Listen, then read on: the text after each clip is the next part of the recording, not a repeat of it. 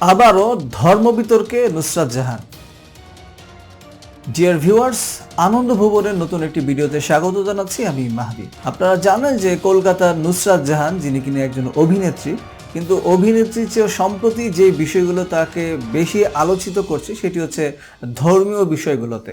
একসময় দেখা যাচ্ছে যে তিনি হিন্দুদের বিভিন্ন উৎসবে নিজেকে ওই সাজে সাজাচ্ছেন এবং মুসলিম ধর্মীয় বিভিন্ন উৎসবে সে নিজেকে এইভাবে সাজাচ্ছেন। এটা নিয়ে কিন্তু তার ভক্তদের মধ্যে এক ধরনের কোন্দল সৃষ্টি হয়েছে এবং সম্প্রতি যেটি ঘটেছে সেটি হচ্ছে যে ঈদে মিলাদুন্নবী এই উপলক্ষে সে একটি স্ট্যাটাস দিয়েছে এবং তার কমেন্টে কিন্তু অনেক বেশি ঝড় উঠেছে এবং তার যেসব মুসলিম ভক্তরা রয়েছে সে কিন্তু তাকে অনেক বেশি ভয় দেখানোর চেষ্টা করছে।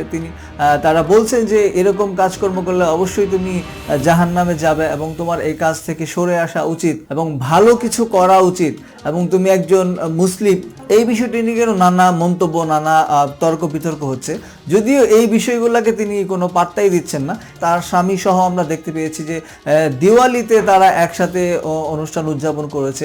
এর আগে আমরা দেখেছি যে লোকসভা নির্বাচনের শপথ অনুষ্ঠানে তিনি সিঁথিতে সিঁদুর এবং মঙ্গলসূত্র পরে সেখানে শপথ পাঠ করেছেন। তো সব কিছু মিলে কিন্তু একের পর এক চাঞ্চল্য তৈরি করে যাচ্ছেন এবং তিনি কখনো হিন্দুদের রীতিতে চলাফেরা করছেন এবং কখনো মুসলিম রীতিতে চলাফেরা করছেন। এটা নিয়ে কিন্তু একটা বেশি ধোঁয়াশা রয়েছে।